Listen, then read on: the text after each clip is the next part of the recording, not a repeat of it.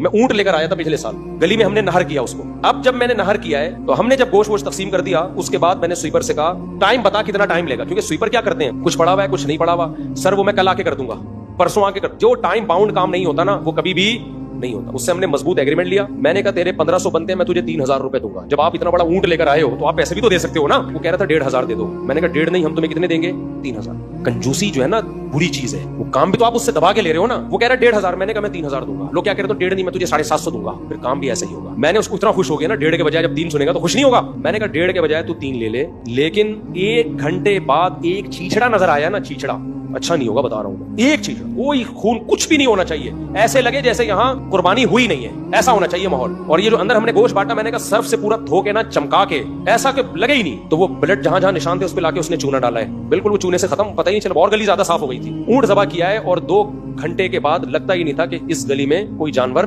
कभी ज़बा हुआ। तो भाई अगर आप ये कर सकते हो तो ऊंट लेकर आओ, गाय लेकर आओ। नहीं कर सकते तो आप कुर्बानी ना करें, क्योंकि ऐसी सूरत में सवाब के बजाय गुनाह ज्यादा हो। इस्लाम को भी बदनाम करोगे। कोई गोरा आ जाए हमारे मुल्क में बकरीद के तीसरे दिन और ओजड़ियां और चीछड़े और गलाजतें और खोपड़ियों में घुसे हुए कीड़े मक्खियां, वो कहेगा यार ये तुम्हारे बाप इब्राहिम की सुन्नत है, जो तुम कहते हो हमारे बाप इब्राहिम अलैहिस्सलाम की, ये है, ये गंदगी है तुम्हारे मजहब में। तुम वैसे तकरीरें करते फिर तो कि सफाई निस्फ ईमान है।